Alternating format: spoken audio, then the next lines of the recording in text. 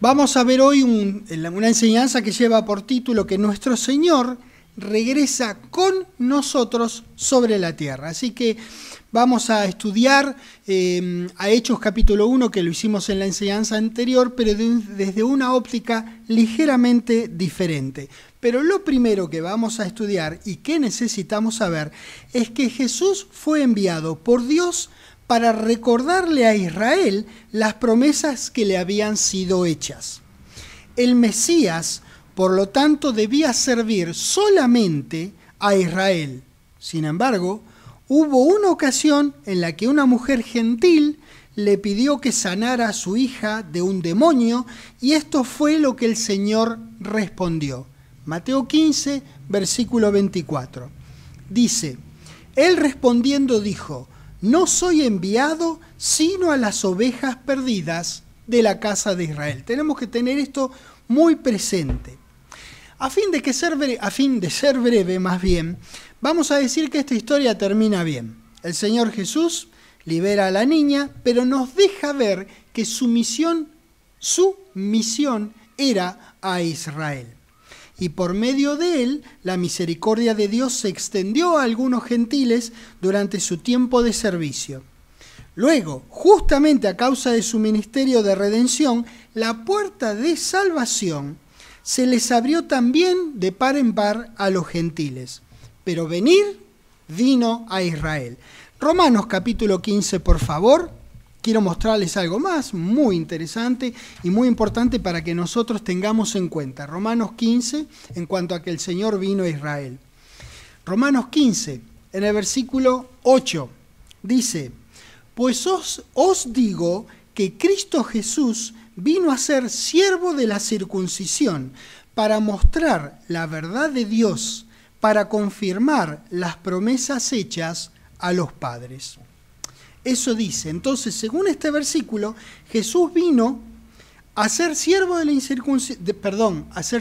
la circuncisión para mostrar la verdad de Dios y para confirmar las promesas hechas a los padres. Recuerde bien todo esto porque es muy importante para lo que estamos por ver.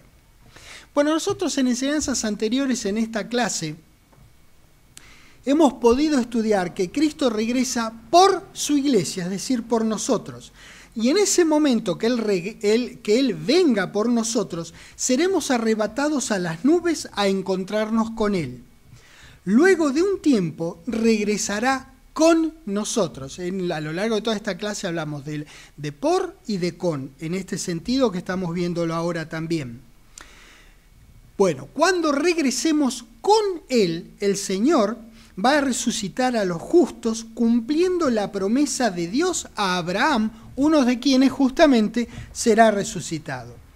Al momento en que nuestro Señor estaba por ser llevado arriba, al cielo, se encontraba en un lugar que se llama Betania, cerca de Jerusalén, reunido con sus apóstoles. Así que vamos a comenzar este relato de los últimos momentos de nuestro Señor Jesucristo, en Lucas, al final de Lucas, en el capítulo 24, donde Lucas termina en realidad, el último de los capítulos de Lucas, 24, vamos a empezar en el 50, en el versículo 50. Fíjense lo que dice ahí.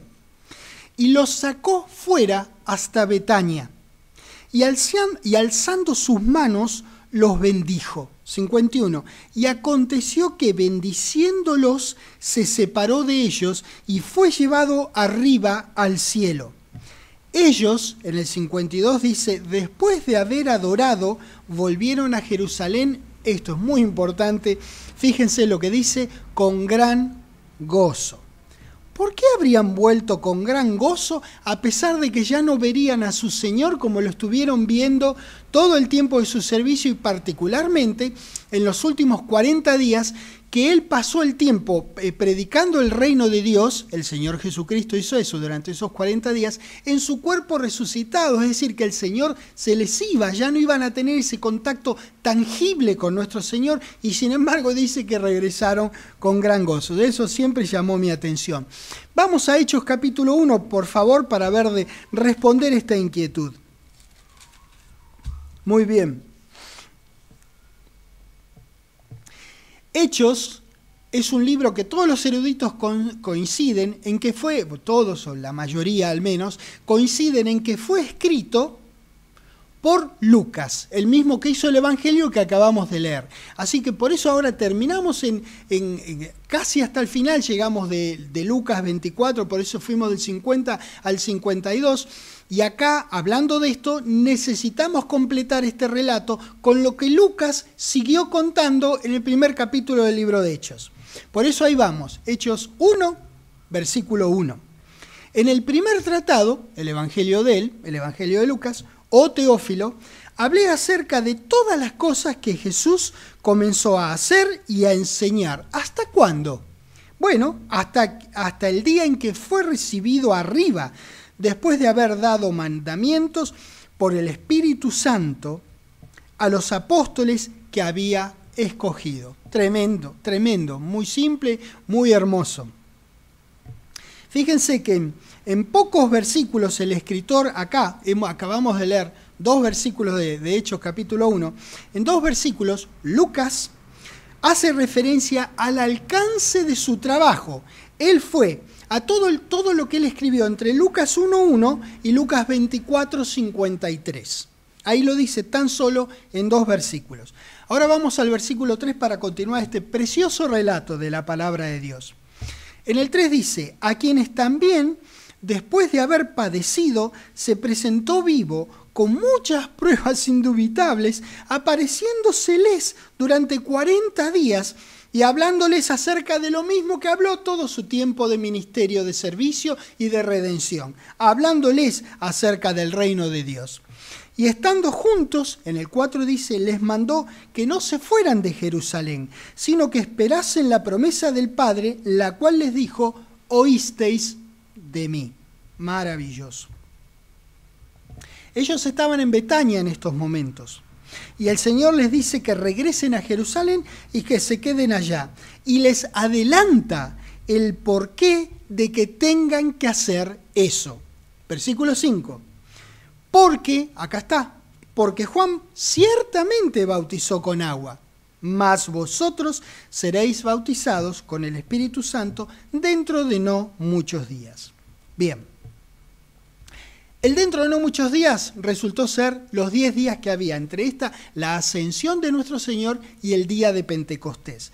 También recuerden eso porque es muy importante, porque en Pentecostés iba, y de hecho lo hizo, iba a cambiar la administración en 10 días más. Bien, entonces acá el Señor les anticipa una nueva era de bautismo, diferente al del agua que ellos habían conocido, que era el bautismo con Espíritu Santo.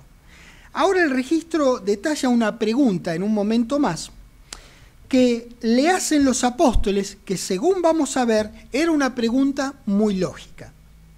Ellos no sabían lo que iba a pasar, pues no tenían ni la más mínima idea que 10 días después de este instante, en Pentecostés, iba a cambiar la administración. Entonces, todo lo que sabían era que su Señor se iría, de hecho se fue, que Él era el Mesías de Israel y que si se iba, no iba a presidir el reino de Dios prometido en las Escrituras, porque ese reino, dice la palabra de Dios, va a ser en la tierra y no en el cielo, y el Señor estaba ascendiendo. Después de todo, el reino era entonces sobre la tierra y el Señor se estaba yendo al otro lado, al cielo. Muy bien. Así que la pregunta de estos apóstoles era lógica, como vamos a ver. Los apóstoles querían saber qué estaba pasando, dado que el rey había venido y ahora se iba. Dice entonces el 6, entonces los que se habían reunido le preguntaron diciendo, Señor, ¿restaurarás el reino de Israel en este tiempo? Y él les responde muy simple, dice, no os toca a vosotros saber los tiempos o las sazones que el Padre puso en su sola potestad. Es decir, que el único que sabe acerca del momento de la instauración del reino de Dios sobre la tierra es Dios. Dice su sola potestad. Nadie más. Dios es el único que sabe. ¡Qué bárbaro! El Señor, pienso yo, debe haber escogido estas palabras con la mayor sabiduría. Eran las últimas que Él les iba a hablar en su cuerpo resucitado con los pies sobre la tierra. Estamos buscando saber por qué, aún regresando sin su Señor, igualmente tenían gozo. Versículo 8. Pero, dice, pero recibiréis poder cuando haya venido sobre vosotros el Espíritu Santo, y me seréis testigos en Jerusalén, en toda Judea, en Samaria y hasta lo último de la tierra. Y habiendo dicho estas cosas, viéndolo ellos, fue alzado, y le recibió una nube que le ocultó de sus ojos. Yo quiero ver este video.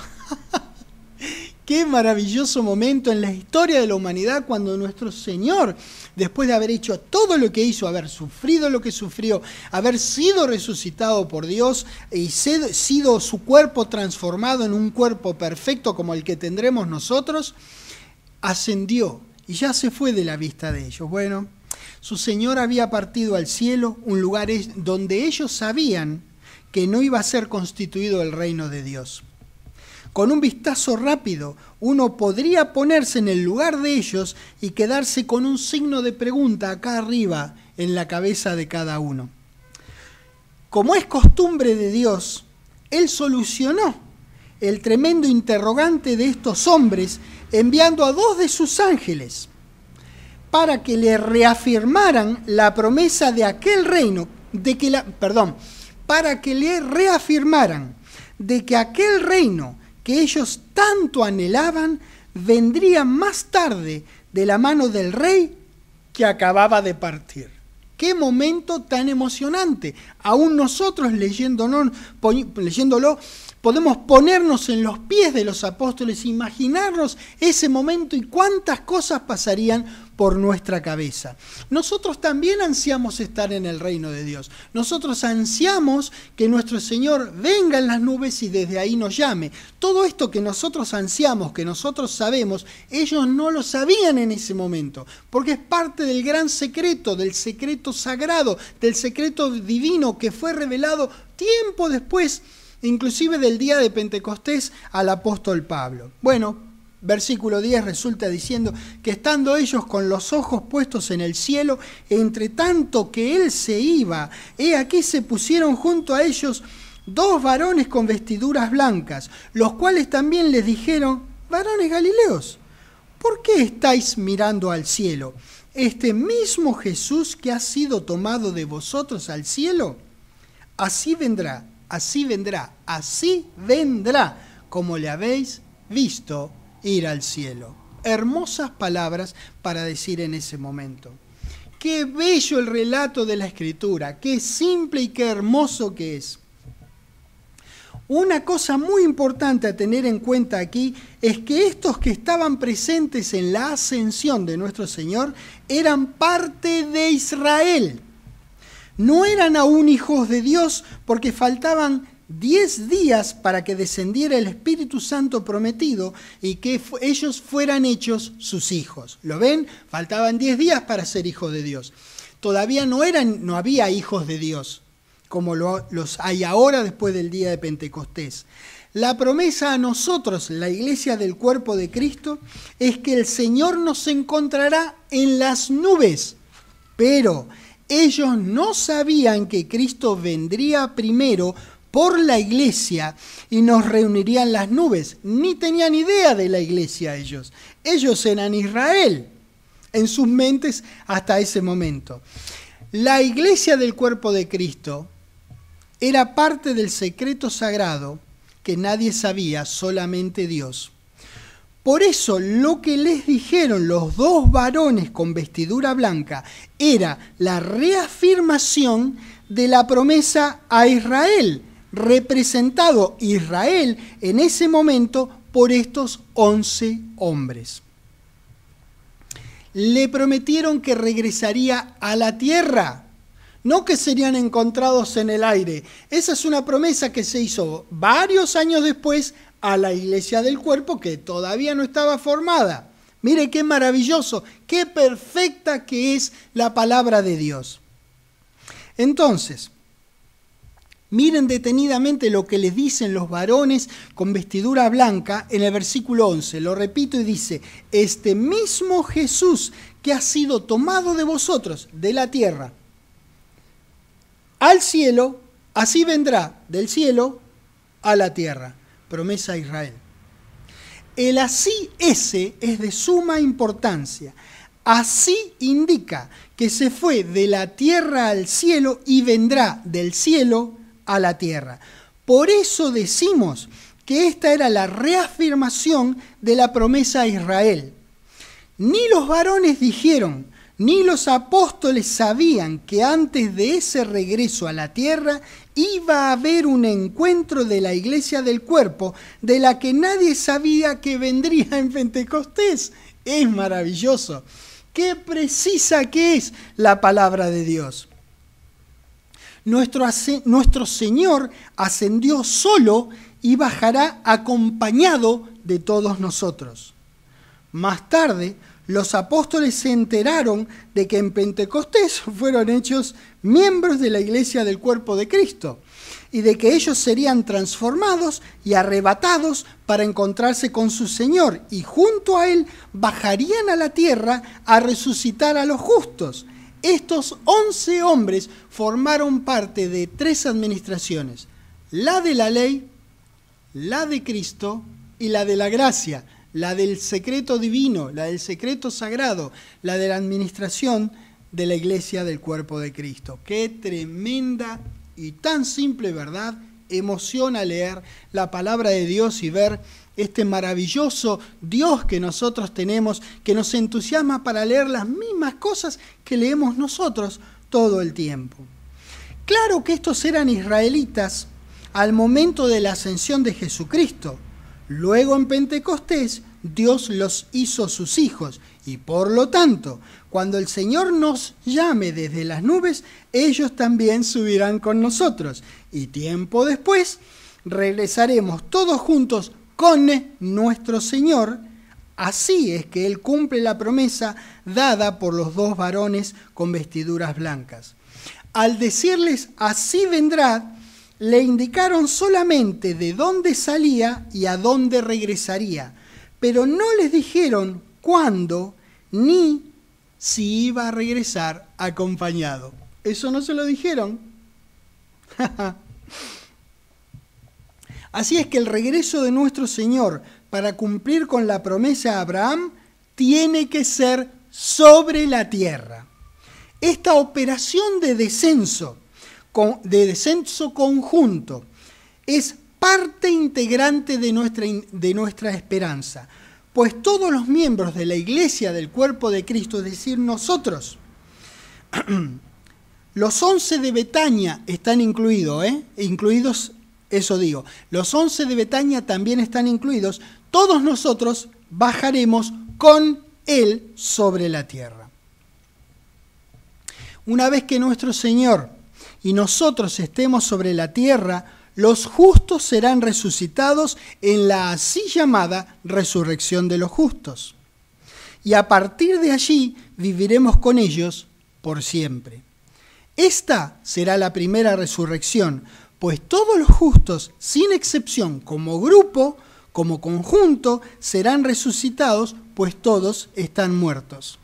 Imagínense, nosotros compartiremos la tierra con Abraham, con David, con Noé, con Isaías, Jeremías, Nehemías, Esdras, todos esos santos de Israel, creyentes del Antiguo Testamento, aún antes de Israel, como es el caso de Abraham.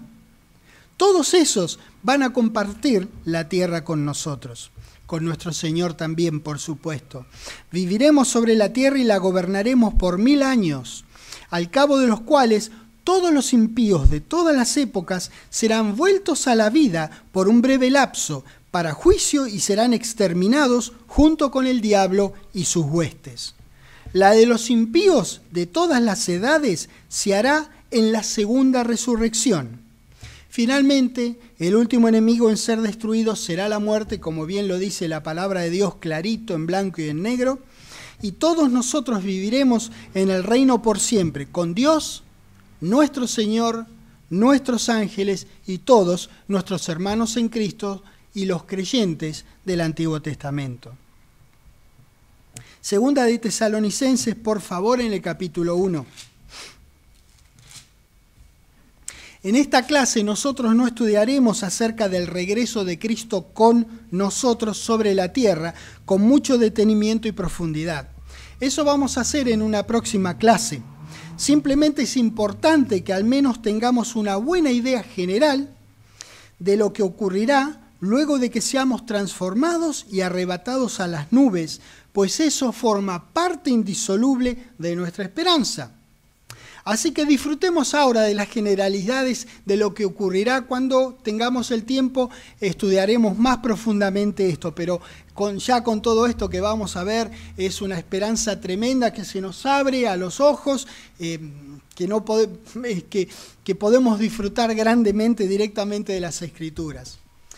Vamos a 2 de Tesalonicenses capítulo 1, por favor, empezando en el versículo 7. Ahí dice: y a vosotros que sois atribulados, nosotros ahora, se refiere a nosotros ahora, en el entonces que fue escrito se refería a los tesalonicenses que la estaban pasando muy mal, daros reposo con nosotros cuando se manifieste el Señor Jesús desde el cielo con los ángeles de su poder. Todavía no ocurrió, va a ocurrir cuando nosotros bajemos con Él.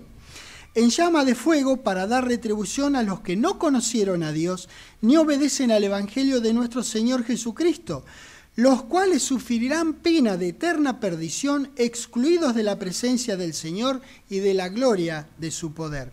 Cuando el Señor Jesucristo venga por nosotros, nos reunirá en el aire, y no será un momento de retribución a los impíos. Eso vendrá después. En estos versículos de 2 Tesalonicenses que leemos, habla de cuando Él se manifieste desde el cielo, viniendo con todos nosotros sobre la tierra. Versículo 10. Dice: cuando venga en aquel día para ser glorificado en sus santos y ser admirado de todos los que creyeron, por cuanto nuestro testimonio ha sido creído entre vosotros. Juan capítulo 5, por favor.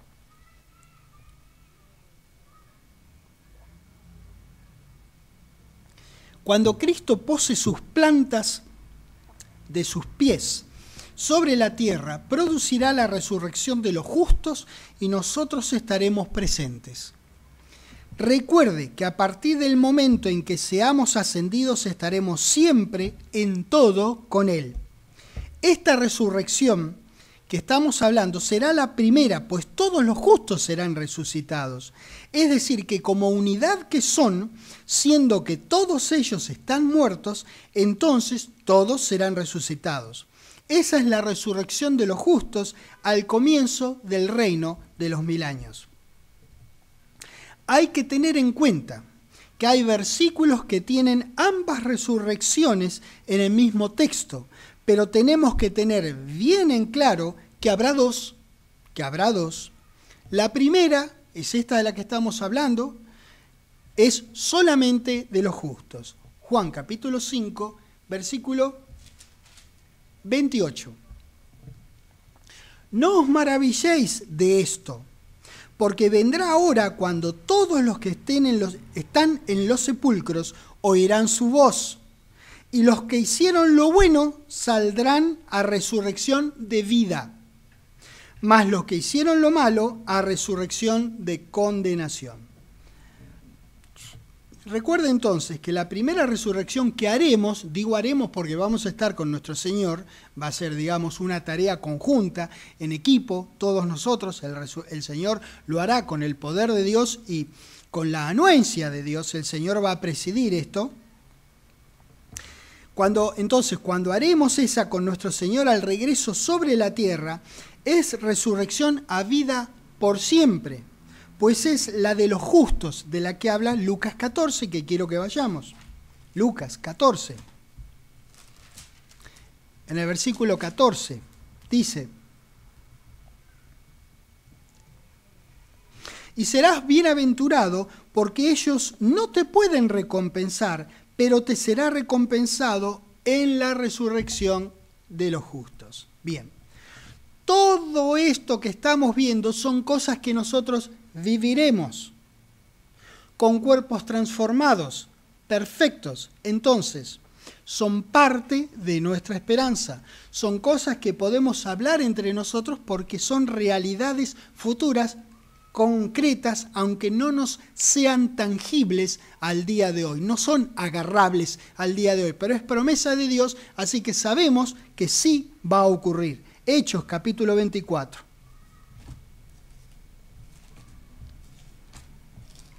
Versículo 15.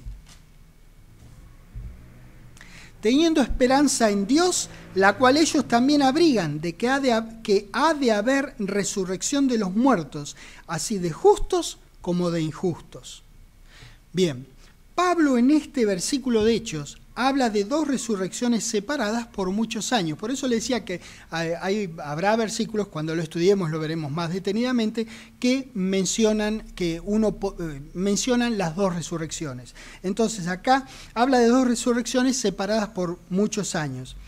Apocalipsis 20, a donde les pido que vayan ahora, relata las resurrecciones y algunos otros detalles de los eventos cercanos al fin definitivo de la muerte, antes del comienzo del periodo en el que estaremos por siempre con Dios. Esto que estamos por leer ocurre después del periodo que podríamos llamar de la tribulación. Apocalipsis 20, en el versículo 1, leemos: vi a un ángel que descendía del cielo. Recuerde, estamos sumando conocimiento a nuestra esperanza. Estamos entendiendo un poco más de qué cosas nos tiene Dios guardadas, más allá de simplemente y tan gratamente y benditamente el regreso de nuestro Señor, la venida de nuestro Señor en las nubes. Hay mucho más que eso. Nuestra esperanza abarca todo esto que estamos, la venida de Él, claro que sí, nuestra transformación y ascensión, arrebatamiento al cielo, nuestro regreso con Él sobre la tierra y todas estas cosas que nosotros estamos leyendo. Nuestra esperanza es infinita, damas y caballeros, es grande, es inmensa como es nuestro Dios y como nos tiene acostumbrados nuestro Dios. Bueno, dice que vio a un ángel que descendía del cielo. Este es Juan, el apóstol Juan, que está escribiendo Apocalipsis por revelación de Dios, lógicamente, porque el autor es Dios. Dice que vio a un ángel que descendía del cielo con la llave del abismo y una gran cadena en la mano. Y prendió al dragón, la serpiente antigua, que es el diablo y Satanás, y lo ató por 1000 años, y lo arrojó al abismo y lo encerró, y puso sus sellos sobre él, para que no engañase más a las naciones hasta que fuesen cumplidos 1000 años. Por eso hablamos tanto de los 1000 años. Y después de esto, después de esos 1000 años, debe ser desatado por un poco de tiempo. En este versículo, fíjese, entre el comienzo del 1 y el final del 3 hay 1000 años. No sé cuántas palabras hay acá. Tómense luego el tiempo de contarlas en la Biblia y ver que entre el versículo 1 y el 3 hay 1000 años de historia. Y en el 4 dice que vio tronos y se sentaron sobre ellos los que recibieron facultad de juzgar. Y vi las almas de los decapitados por causa del testimonio de Jesús y por la palabra de Dios, los que no habían adorado a la bestia ni a su imagen, y que no recibieron la marca en sus frentes ni en sus manos, y vivieron y reinaron con Cristo 1000 años. Pero los otros muertos no volvieron a vivir hasta que se cumplieron los 1000 años. Esta es la primera resurrección. Aquí lo tiene. La única salida de la muerte es la resurrección. Y habla de la primera y dice que los otros muertos tendrán otra resurrección al cabo de los 1000 años. Es importante recordar estos detalles que vamos sumando a nuestro conocimiento de lo que es, que son parte integral, por supuesto, de nuestra esperanza. Todos estos resucitados lo son justamente porque ya han muerto, pero como serán resucitados a vida por siempre, no tendrán una segunda muerte. Al final de los 1000 años, los impíos serán resucitados para juicio y aniquilación. Esa será su segunda y definitiva muerte. Por eso dice que para los santos de la segunda muerte, como leímos en el versículo 6, la segunda muerte no tiene potestad. Lógicamente, los santos de Dios de todas las administraciones han muerto o morirán solamente una vez. No habrá una segunda muerte, porque cuando sea la resurrección de los santos de Dios será a vida por siempre. Y si es por siempre, entonces no se termina, no habrá muerte para los santos de Dios. Versículo 7. Cuando los 1000 años se cumplan, Satanás será suelto de su prisión y saldrá a engañar a las naciones que están en los 4 ángulos de la tierra, a Gog y a Magog, a fin de reunirlos para la batalla, el número de los cuales es como la arena del mar. Y subieron sobre la anchura de la tierra y rodearon el campamento de los santos y la ciudad amada. Y de Dios descendió fuego del cielo y los consumió. Y el diablo que los engañaba fue lanzado en el lago de fuego y azufre, donde estaban la bestia y el falso profeta, y serán atormentados día y noche por los siglos de los siglos. Y vio un gran trono blanco, y al que estaba sentado en él, de delante del cual huyeron la tierra y el cielo, y ningún lugar se encontró para ellos. Y vi a los muertos grandes y pequeños, de pie ante Dios, y los libros fueron abiertos. Y otro libro fue abierto, el cual es el libro de la vida. Y fueron juzgados los muertos por las cosas que estaban escritos en los libros, según sus obras. Quiere decir que fueron juzgados los que estaban muertos, porque no se puede juzgar un muerto. El muerto no puede presidir ningún juicio, ¿entienden? Entonces, esa es la forma de expresarlo acá, pero estos que estaban muertos fueron resucitados y fueron a este juicio. Bien. 13.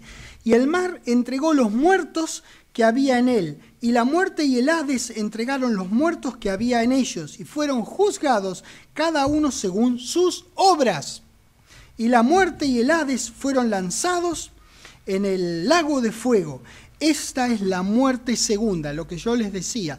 Ellos ya han muerto, serán juzgados y van a volver a morir, la segunda y definitiva. Nosotros no. Si nos toca que el Señor Jesucristo durante nuestro tiempo de vida no viene por nosotros, entonces si nos toca eso, bueno, moriremos como otros hermanos nuestros antes que nosotros. Esa será, no se puede decir que es nuestra primera muerte, es nuestra única.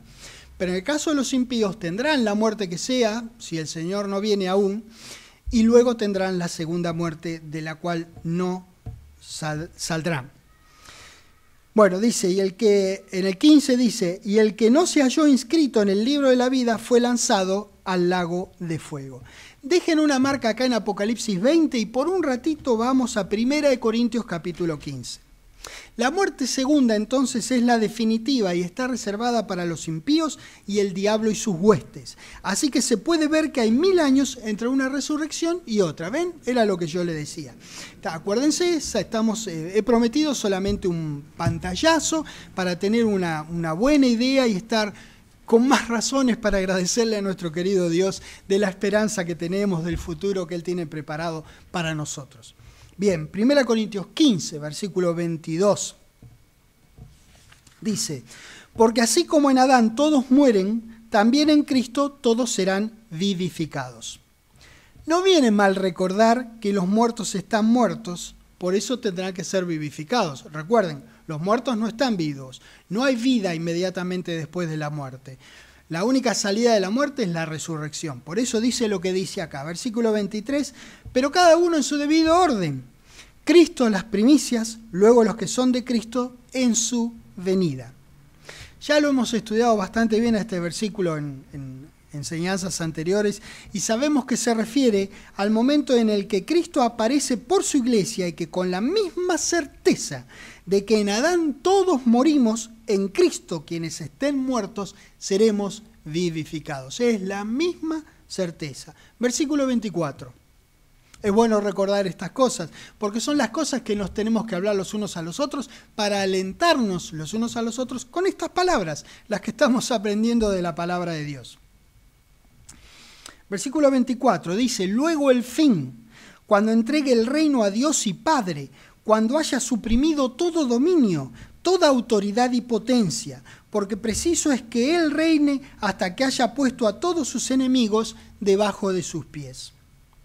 Bien, después de transcurrido algún tiempo de nuestra reunión en el aire con nuestro Señor, regresaremos sobre la tierra con Él. Pelearemos y ganaremos la batalla del Armagedón. un ángel descenderá y encerrará al diablo y sus huestes en un abismo. Se produce entonces la resurrección de los justos, como he hablado de estar juntos, se produce la resurrección de los justos, y ambos grupos de santos, por eso decía juntos, viviremos con cuerpos inmortales por siempre. Al cabo de los 1000 años se cumplirá la promesa clara de Dios que eliminará definitivamente, absolutamente, a su y nuestro enemigo, la muerte. 26. Y el postrer enemigo que será destruido es la muerte. Este es un hermoso versículo, es 1, 2, 3, 4, 5, 6, 7, 8, 9, 10 palabras. Es todo lo que necesitamos saber cuando la gente dice que Dios mata y lo lleva al cielo y quiere un pétalo de rosa más en el jardín de él o un ángel más en el cielo, qué sé yo. Cuando dicen todas esas cosas, recuerden estas 10 palabras, que la muerte es un enemigo de Dios. Dios ni mata ni enferma. Eso me enferma a mí que digan eso de nuestro querido Padre Celestial. Todos nosotros que conocemos a nuestro querido Dios sabemos que la muerte y la enfermedad no pueden venir de Él. Y acá dice que el postrer enemigo, ¿de quién está hablando? Del enemigo de Dios, del enemigo de los creyentes, de nosotros. El postrer enemigo que será destruido es la muerte, porque todas las cosas las sujetó debajo de sus pies. Y cuando dice que todas las cosas han sido sujetadas a Él, claramente se exceptúa aquel que sujetó a Él todas las cosas. Enorme diferencia entre Dios el Padre, que sujetó las cosas, al Señor Jesucristo, que es su Hijo. El Señor Jesucristo es su Hijo, Dios es su Padre. Entonces dice que sujetará todas las cosas menos a aquel que sujetó a Él todas las cosas. Ese es Dios. A Él no lo va a sujetar el Señor Jesucristo. Muy bien, 28, pero luego que todas las cosas le estén sujetas, entonces también el Hijo mismo se sujetará al que le sujetó a Él todas las cosas, para que Dios sea todo en todos. Qué tremendo, si el Señor Jesucristo fuera Dios, entonces no haría falta todo este sujetar, que te sujeto, que me sujetas, que voy a sujetar. No haría falta, pero hace falta. ¿Por qué? Porque no es lo mismo el Señor Jesucristo, que es el Hijo, y Dios, que es el Padre. Así, en esta condición de orden absoluto, nuestro Señor entregará la tierra a su legítimo dueño, nuestro Padre Celestial. Y entonces Él, nuestro Padre, será el todo en todos. El Cristo de Dios someterá a todos los enemigos con mano justa, ni mano blanda, ni mano dura, con mano justa. Pero Él se sujetará a Dios por amor, como, damas y caballeros, como es su costumbre. El versículo 26 dice, y el postrer enemigo que será destruido es la muerte. Se refiere a lo que veíamos en Apocalipsis 20, por eso decía que es tan importante recordar lo que dice cuando la gente escucha a alguien que dice que Dios mata o Dios enferma. Apocalipsis 20, donde dejamos la marca. ¿Ustedes la dejaron? Yo no.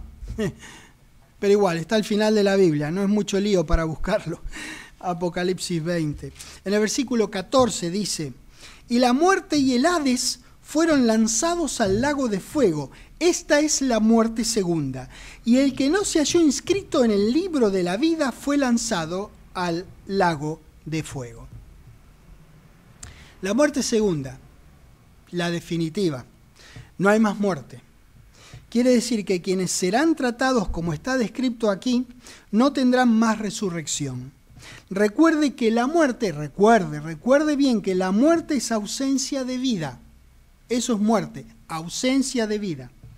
Decir que no tendrán más vida significa que no la tendrán, permítanme decirlo de esta manera, de ninguna clase. En otras palabras, no la tendrán ni siquiera de la diabólica calidad o la diabólica clase que sería vivir una tortura por siempre en el inexistente infierno. Eso es lo que quiero decir. La muerte significa ausencia de vida, de toda clase de vida, aún de esa maldita vida, que no será así porque el infierno no existe. La esperanza del Hijo de Dios es maravillosa y es inmensa. Es necesario que la conozcamos con detalle para poder recurrir a ella en momentos de presión y para ayudar a las personas cuando les hablamos de Dios. Nosotros ya habíamos estudiado que la esperanza de los hijos de Dios abarca más que solamente nuestro encuentro en el aire con el Señor Jesucristo. La venida de nuestro Señor por sus santos y nuestro encuentro con Él es un evento maravilloso, digno de celebrarse. Es un hecho futuro de ocurrencia ciertísima, el cual debemos recordarnos los unos a los otros. Pero aun siendo tan maravilloso, no es lo único en lo que debemos permanecer confiando, ni lo único que debemos recordarnos mutuamente. Su venida en las nubes es el comienzo del final feliz. Es el empezóse de la esperanza, no es el terminóse. Ahí no termina la esperanza, es más bien un feliz comienzo a perpetuidad. En su palabra Dios da testimonio de cuántas bendiciones tiene reservadas para sus hijos en el futuro. Esta esperanza del Hijo de Dios es una esperanza compartida en parte con el resto de los justos y pero muy resumidamente abarca la resurrección de los muertos en Cristo y la transformación de quienes estemos vivos previo al momento en que nuestro Señor nos reúna en las nubes. A partir de ese instante, nuestros cuerpos serán como el cuerpo celestial que tiene ahora nuestro Señor Jesucristo. Cuerpos con desgaste nulo y envejecimiento cero, absolutamente reingenierizados para vida por siempre. En ese momento seremos arrebatados. 2. El encuentro con nuestro Señor en las nubes. Recuerde que Él aún no descenderá sobre la superficie terrestre. Aquí nuestro Señor aparece por nosotros, nos reúne. En este momento comienza un período sobre la tierra que bien puede ser llamado la tribulación, al término del cual regresará sobre la tierra con nosotros. 3. La entrega de recompensas y galardones. 4. El regreso de nuestro Señor con nosotros.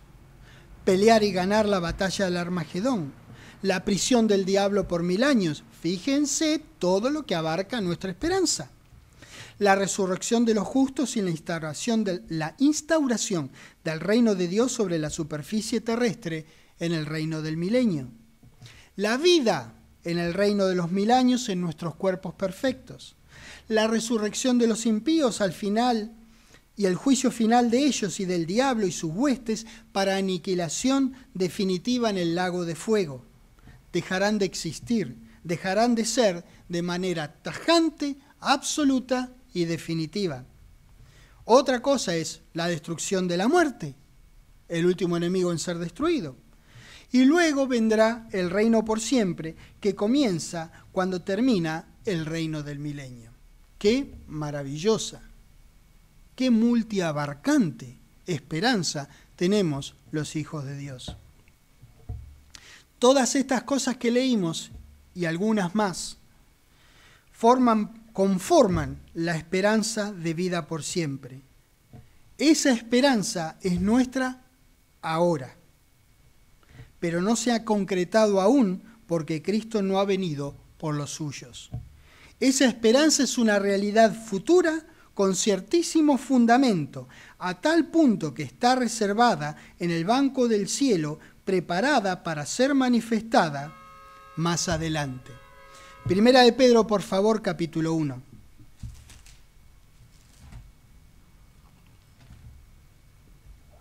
En el versículo 3, Primera de Pedro 1, 3. Bendito el Dios y Padre de nuestro Señor Jesucristo, que según su grande misericordia nos hizo renacer para una esperanza viva por la resurrección de Jesucristo de los muertos, para una herencia incorruptible, incontaminada e inmarcesible, reservada en los cielos, para vosotros que sois guardados por el poder de Dios mediante la fe, para alcanzar la salvación que está preparada para ser manifestada en el tiempo postrero. Observe atentamente lo que dice el versículo 5. Para alcanzar salvación que está preparada ahora, pero para ser manifestada en tiempo postrero. Dios nos hizo renacer cuando confesamos y creímos, y lo hizo para una esperanza viva. Esta esperanza viva está garantizada por la resurrección de Jesucristo, gracias a la cual tenemos una herencia con maravillosas cualidades, incorruptible, incontaminada e inmarcesible. Quiere decir que no se marchita. Esa herencia, damas y caballeros, está reservada en un lugar seguro e inviolable, el cielo. Aún no se manifiesta, pero ya está preparada para nosotros y se manifestará concretamente, de manera tangible, en el tiempo postrero. Nuestra esperanza, damas y caballeros, es firme. Así vendrá nuestro Señor Jesucristo.